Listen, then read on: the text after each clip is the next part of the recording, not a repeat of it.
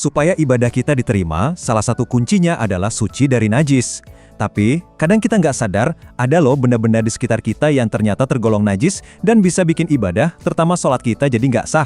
Nah, kali ini kita akan jadi detektif bareng-bareng buat mengupas tuntas 11 benda yang termasuk najis.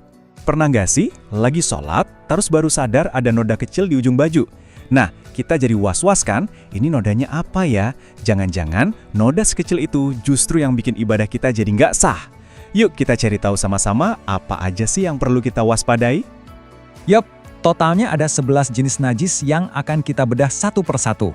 Biar apa? Biar kita makin paham, makin teliti, dan pastinya ibadah kita jadi lebih terjaga kesuciannya. Siap? Kita mulai ya. Jadi, apa sih sebenarnya najis itu? Gampangnya gini, najis itu adalah segala benda yang menurut syariat Islam dianggap kotor. Nah, karena statusnya kotor secara syariat, benda ini bisa menghalangi sahnya ibadah kita. Jadi ini bukan sekedar kotor biasa kayak debu ya, tapi kotor yang punya konsekuensi hukum dalam ibadah. Oke, kita masuk ke kategori pertama, dan ini yang paling sering kita temui sehari-hari, yaitu berbagai cairan yang keluar dari tubuh. Yang pertama sudah pasti, darah. Nah, ini berlaku untuk semua jenis darah loh, mau itu darah karena kita luka, atau bahkan cuma setitik darah nyamuk yang nempel di mukena pas kita tepuk. Sedikit atau banyak tetap dianggap najis, jadi kalau kena, wajib dibersihkan dulu sebelum sholat. Selanjutnya ada nanah. Pada dasarnya, nanah itu kan darah yang sudah membusuk atau terinfeksi. Makanya, hukumnya pun sama persis seperti darah. Gak peduli bentuknya encer atau udah mengental, nanah itu najis. Nah, kalau yang ini, para orang tua yang punya anak kecil pasti familiar banget. Muntah, yaitu semua makanan atau minuman yang sudah sempat masuk ke perut, terus keluar lagi. Itu hukumnya najis. Jadi kalau baju kita kena muntahan si kecil, ya wajib dicuci dulu sebelum dipakai sholat. Ini kaidah umumnya. Pokoknya, apapun yang keluar dari dua jalur pembuangan kita, entah itu dari lubang depan ataupun belakang, itu statusnya najis. Ya, ini termasuk air seni, feses, dan cairan-cairan lainnya. Nah, tapi di sini ada satu pengecualian yang penting banget buat dicatat. Coba perhatikan baik-baik. Air mani itu hukumnya tidak najis. Artinya, kalau kena pakaian, pakaiannya nggak perlu disucikan dengan cara khusus seperti najis lain. Tapi, keluarnya air mani, ini yang mewajibkan kita untuk mandi besar atau mandi junub. Jadi bedakan ya antara status najis yang bikin benda harus dicuci dengan status berhadas yang bikin orangnya wajib mandi besar. Oke, beres dengan cairan tubuh, sekarang kita pindah ke kategori kedua, yaitu hal-hal yang najis yang berasal dari hewan. Pertama, bangkai binatang darat. Maksudnya adalah hewan yang matinya nggak disembelih sesuai syariat Islam. Contohnya, ayam yang mati karena sakit, atau kambing yang mati ketabrak. Nah itu seluruh tubuhnya mulai dari daging sampai kulitnya dihukumi najis. Tapi ada pengecualiannya loh, dan ini pengecualian yang luar biasa. Bangkai ikan dan belalang itu hukumnya suci, makanya kita boleh makan ikan yang mati ditangkap nelayan tanpa harus disembelih dulu. Ini salah satu bentuk kemudahan dalam syariat Islam. Ini nih fakta yang mungkin jarang orang tahu. Kalau ada bagian tubuh hewan yang terpotong pas hewannya masih hidup, misalnya ekor cicak yang putus, atau kaki hewan yang terpotong, maka potongan tubuh itu hukumnya sama seperti bangkai, alias najis.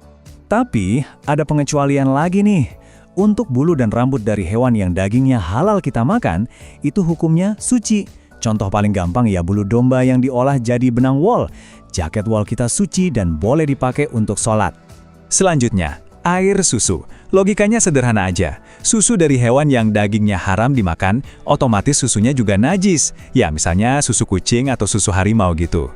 Sebaliknya, susu dari sapi, kambing, atau unta, ya tentu saja suci dan halal. Satu lagi yang dari dalam tubuh hewan, yaitu empedu. Tahu kan, cairan yang rasanya pahit banget itu? Nah, cairan empedu ini statusnya selalu najis. Nggak peduli hewannya halal kayak sapi atau haram, empedunya tetap najis. Nah, sekarang kita sampai di kategori terakhir. Ini adalah kategori najis yang paling berat tingkatannya atau biasa disebut najis mughalazah. Yang pertama di kategori berat adalah arak atau khamr. Maksudnya adalah semua jenis minuman beralkohol yang sifatnya memabukkan. Selain haram diminum, zatnya itu sendiri dianggap najis. Jadi kalau sampai tumpah kena baju, ya harus dicuci sampai bersih. Dan ini dia dua hewan yang paling dikenal sebagai najis berat, yaitu anjing dan babi. Untuk kedua hewan ini, seluruh bagian tubuhnya dari ujung moncong sampai ujung ekor tanpa terkecuali dianggap najis berat. Dan perlu digarisbawahi ya, ini bukan cuma soal daging atau kulitnya saja. Air liurnya, kotorannya, keringatnya, bahkan hembusan nafasnya yang basah, pokoknya semua yang basah dan keluar dari tubuh anjing dan babi, itu termasuk najis berat. Nah, karena statusnya berat, cara membersihkannya pun ada ritual khususnya. Pertama, buang dulu wujud najisnya. Kalau ada liurnya, ya dilap dulu. Setelah itu, bagian yang kena najis harus dibasuh pakai air bersih sebanyak 7 kali. Dan salah satu dari 7 basuhan itu, airnya harus dicampur dengan sedikit tanah yang suci. Oke, setelah kita tahu semua daftarnya, mungkin ada yang berpikir, wah kok detail dan rumit banget ya? Nah, jangan salah, semua ini ada hikmahnya. Ini dia intinya, aturan soal najis ini bukan dibuat untuk bikin hidup kita jadi ribet. Justru sebaliknya, ini adalah cara Islam mendidik kita untuk jadi pribadi yang lebih peduli pada kebersihan, lebih higienis, dan lebih disiplin. Apalagi saat kita mau menghadap Tuhan, ya kan? Tentu kita ingin dalam kondisi terbaik dan paling suci. Coba deh kita renungkan sejenak. Waktu badan kita bersih, pakaian kita bersih, dan tempat sholat kita juga bersih, bukankah ibadah jadi terasa lebih nyaman, lebih fokus, dan lebih khusyuk? Ternyata, kebersihan fisik itu punya dampak langsung ke kualitas spiritual kita. Semoga penjelasan ini bermanfaat ya. Sampai jumpa lagi.